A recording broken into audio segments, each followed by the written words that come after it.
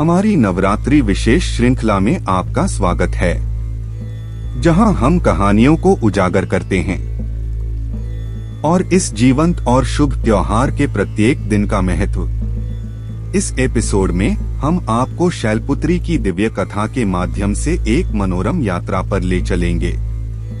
देवी दुर्गा का पहला रूप और नवरात्रि के पहले दिन से जुड़े उत्सव। नवरात्रि देवी की शक्ति का उत्सव और बुराई पर विजय की शुरुआत शैलपुत्री की पूजा से होती है, जिन्हें सती या पार्वती के नाम से भी जाना जाता है। हिंदू पौराणिक कथाओं के अनुसार शैलपुत्री का जन्म राजा दक्ष की बेटी के रूप में हुआ था और उनकी दिव्य यात्रा तब शुरू हुई जब उन्होंने तपस्या और आध्यात्मिकता का जीवन अपनाकर भगवान शिव को अपने जीवन साथी के रूप में चुना। तो चलिए शुरू करते हैं नवरात्रि की पहली शैलपुत्री की कहानी। शैलपुत्री का अर्थ है पहाड़ों की बेटी। पार्वती पर्वतों के राजा हिमालय की पुत्री थीं। वह अपनी सहेलियों के साथ कमल के तालाब के पास खेल रही थी। एक दिन उसने देखा कि एक गाय दर्द और पीड़ा में उसके पास आ रही है। पार्वती ने कारण जानना चाहा, इसलिए उसने अपना हाथ गाय के माथे पर रखा और ध्यान करने के लिए अपनी आंखें बंद कर ली।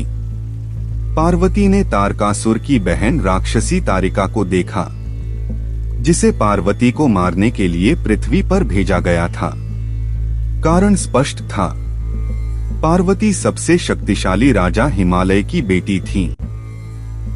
पार्वती स्वयं शक्तिशाली थी। पार्वती को मारने से तारकासुर के लिए हिमालय को मारना आसान हो जाएगा। लेकिन तारिका ने रास्ते में गायों का एक झुंड देखा और उसे भूख लगी।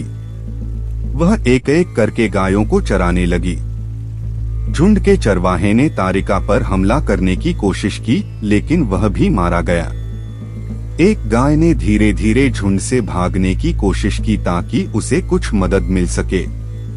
इस प्रकार पार्वती गाय से पीड़ा में मिली। जब पार्वती को स्थिति के बारे में पता चला, वह जानती थी कि अगर सीधे तौर पर मुकाबला किया जाए तो तारिका को हराना बहुत मुश्किल है। इसलिए उसने एक चाल चलने का फैसला किया। पार्वती ने एक छोटे पर्वत शैल का आकार लिया और गाय को अपने पीछे छिपने और जोर से रोने के लिए कहा। आवाज के कारण तारिका गाय खाने के लिए दौड़ती हुई आई, लेकिन शैल ने उसे गाय के पास नहीं जाने दिया। तारिका और शैल के बीच ये लड़ाई काफी देर तक चलती रही। इससे पार्वती की सखियों को राजा हिमालय को बुलाने का समय मिल गया। इसी बीच चरवाहों के दोस्त और ग्रामीण भी गायों और चरवाहों को ढूंढते हुए आ गए। तब तक तारिका पहले से ही क्रोधित और थकी हुई थी और उसे नहीं पता था कि आगे क्या करना है। इसलिए उसने क्रोध में आकर पहले शैल को मारने का फैसला किया। जैसे ही तारिका हवा में थी, पार्वती ने अपने त्रिशूल से उस पर आक्रमण किया और बलपूर्वक तारिका को मार डाला। जिसने भी यह देखा, उसे पार्वती के सिर के पीछे एक सुनहरा आभामंडल दिखाई दिया। गाय तालाब की ओर गई, वहां से एक कमल ले आई और पार्वती को दे दिया।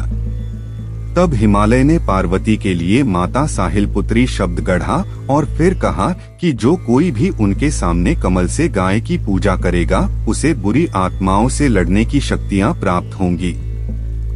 नवरात्रि के पहले दिन माता शैलपुत्री की पूजा करने से प्रेत बाधा से मुक्ति मिलती है। माना जाता है कि शैलपुत्री की पूजा करने से भक्तों को शक्ति मिलती है। जीवन में चुनौतियों पर विजय पाने का साहस और दृढ़ संकल्प। वह पहाड़ों की पवित्रता और सदाबहार प्रकृति का प्रतिनिधित्व करती है।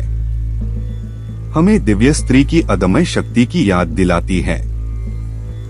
जैसे ही हम नवरात्रि की इस पवित्र यात्रा पर निकलते हैं, देवी शैलपुत्री को समर्पित पहला दिन आध्यात्मिक विकास और भक्ति के एक पखवाड़े के लिए मंच तैयार करता है।